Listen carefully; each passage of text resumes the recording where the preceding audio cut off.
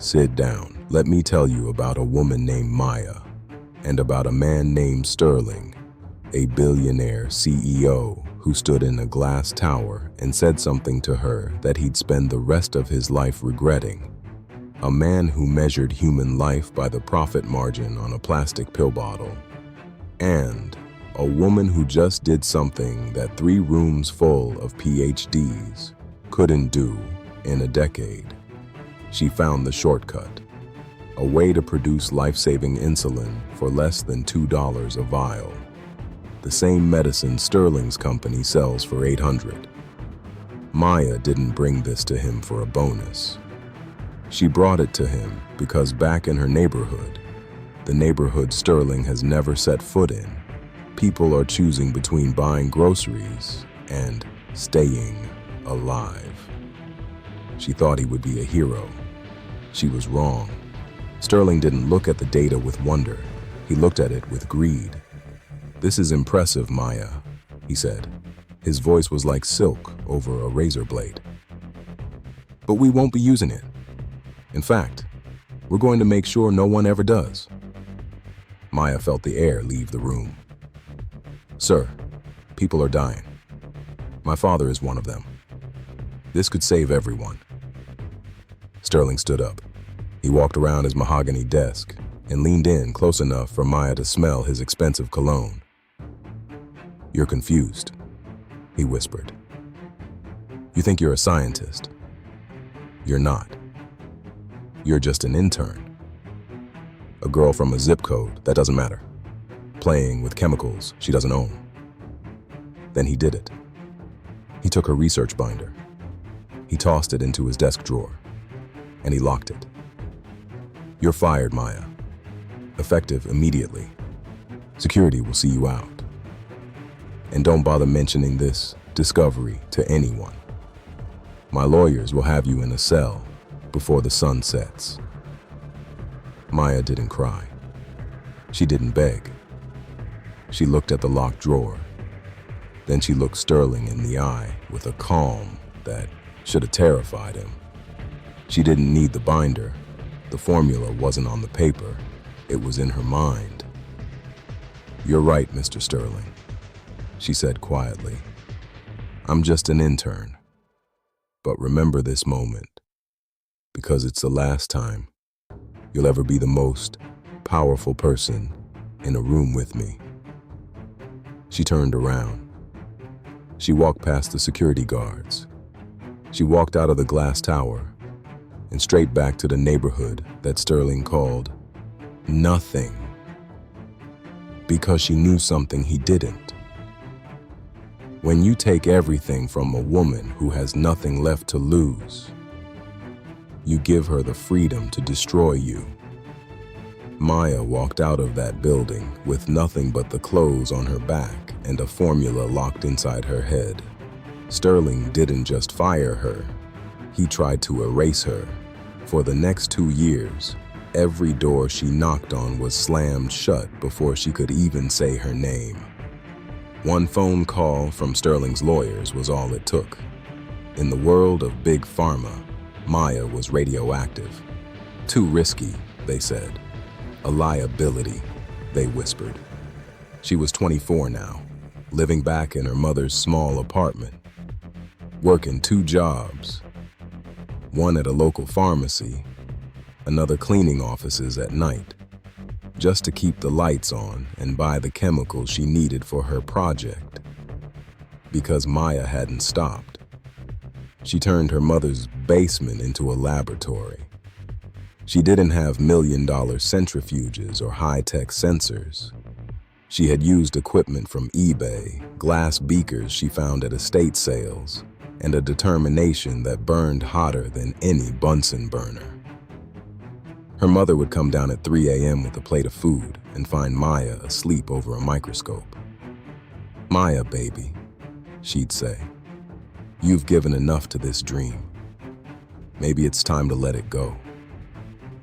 Maya would look at her mother, look at the way she struggled to breathe because she couldn't afford the very medicine Maya was trying to recreate. And she'd shake her head. "I'm not doing this for a dream, Mama. she'd say.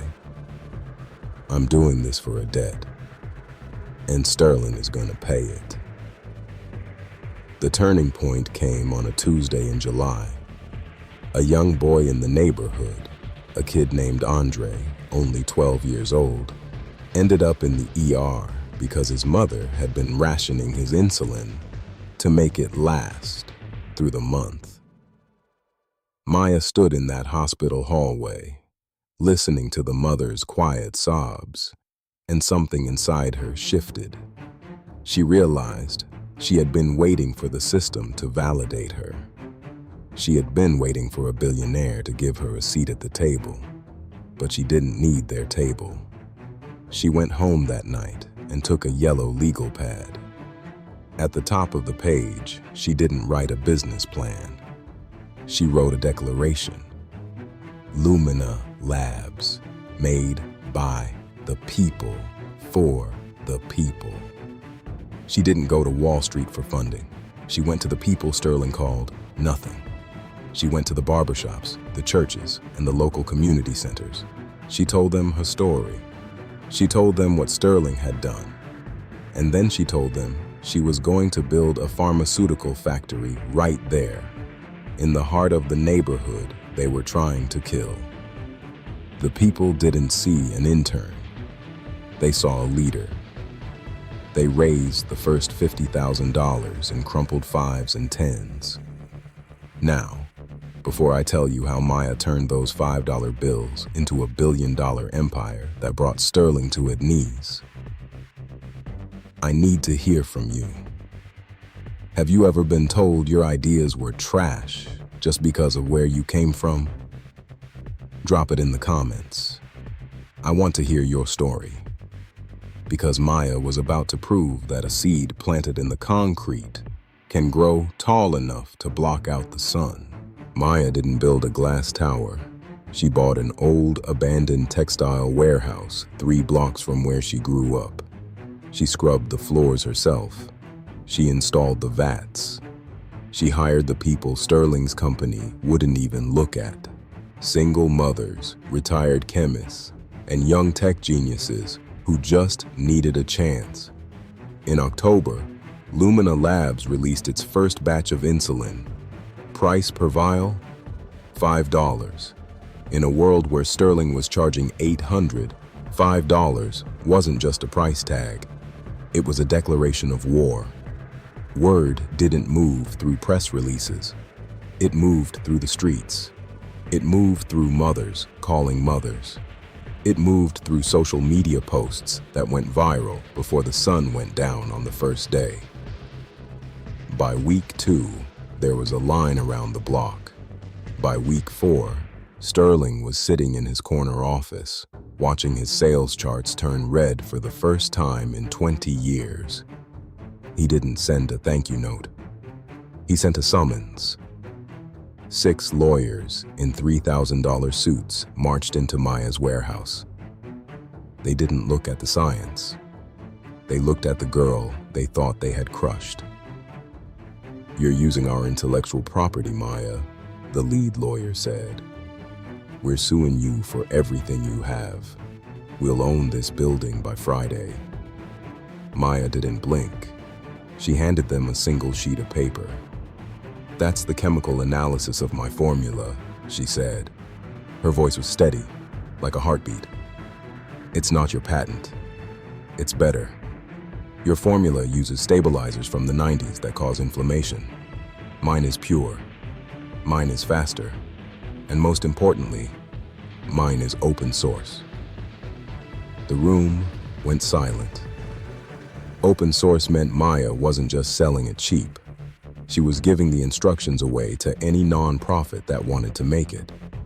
She wasn't just competing with Sterling, she was making him obsolete. "You're insane," the lawyer whispered. "You're walking away from billions of dollars." Maya leaned over the table. "I'm not walking away from anything," she said. "I'm walking toward justice. Now, get out of my neighborhood."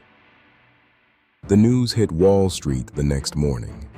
Investors realized that if Maya's formula was the new standard, Sterling's multi-billion-dollar patent was worth exactly zero. The stock price of his company didn't just fall, it cratered. In one day, Sterling lost $400 million. But Maya, she was just getting started. She used the profits from her small sales to buy the vacant lot next door. She didn't build a private parking lot. She built a community garden and a free clinic for the neighborhood. Now, before I tell you about the phone call that came from Sterling's board of directors and the face-to-face meeting that changed everything, I want to ask you something. Have you ever seen someone try to bury a seed only to realize the seed was a forest? Because the storm was coming for Sterling, and he didn't even have an umbrella.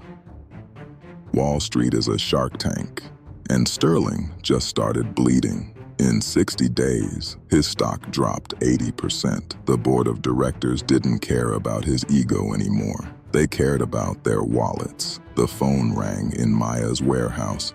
It was the chairman of the board. "We're firing Sterling," he said. His voice was shaking. "We want you to take over.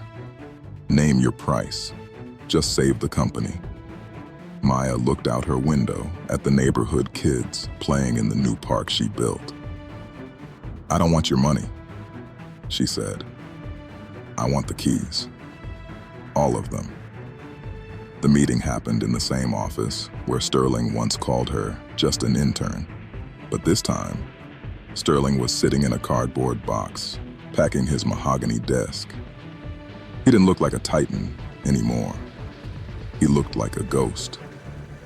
Maya walked in, wearing the same lab coat she wore when she was a nobody.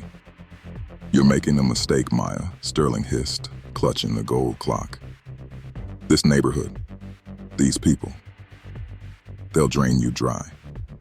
They don't understand business." Maya didn't even look at him. She looked at the board. "My first act as CEO," she announced. "We're closing this tower.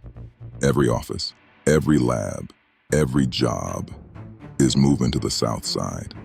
If you want to work for the future of medicine, you're going to have to learn the way to my neighborhood." Sterling's jaw dropped. "You're destroying the legacy." "No," Maya said, finally looking him in the eye. "I'm curing the cancer that was your greed." Sterling was escorted out by the same security guards who once kicked Maya out. He left with a box and a reputation in ruins. No one would hire the man who lost to an intern. Maya didn't just bankrupted Big Pharma, she transformed it. 10 years later, her neighborhood isn't called the ghetto anymore. It's called the Silicon Valley of health. There are no more lines for insulin. There are only lines for the high-paying tech jobs she created for the local youth. She proved that the most powerful formula in the world isn't written in a lab. It's written in the heart of a woman who remembers where she came from. Sterling died forgotten, but every child in that neighborhood knows Maya's name. Because she didn't just build a company, she built a future. Sit down and remember, never mistake an intern's silence for weakness. They might just be calculating the cost of your downfall. I'm Brother Marcus, and this was the price of arrogance. Sterling didn't just lose his company. He lost his soul. He spent his final years in a small rented apartment, watching the news as the intern he tried to destroy became the face of a new era. No one called him for advice. No one remembered his name. He was a ghost in a world he thought he owned. But Maya, she didn't just build a factory. She built a future. She took the billions in profits and poured them back into the cracked sidewalks of her youth. She didn't just give away medicine. She gave away opportunity. She turned that old abandoned warehouse into the Maya Institute of Technology. Now the kids in that neighborhood aren't looking for a way out. They're looking for a way in. They aren't training to be just interns. They're training to be the next titans of science. The same streets where Sterling said nothing matters are now lined with trees, modern clinics, and high-tech labs. The property values didn't just go up. The human value did. Maya proved that the most powerful formula in the world isn't a chemical reaction. It's the resilience of a black woman who refused to forget where she came from. She didn't just bankrupt Big Pharma. She cured the disease of greed that was killing her people. Today, if you walk through that neighborhood, you won't see Sterling's name on a single brick, but you'll see Maya's name on the smiles of every mother who no longer has to choose between a meal and a dose of insulin. Sit down and remember this. When you see someone at the bottom, don't look down on them. They might just be crouching before they leap. Sterling looked at a girl from the ghetto and saw a victim. Maya looked at a billionaire and saw an obstacle. And in the end, the obstacle was removed. I'm Brother Marcus, and this was the true cost of arrogance.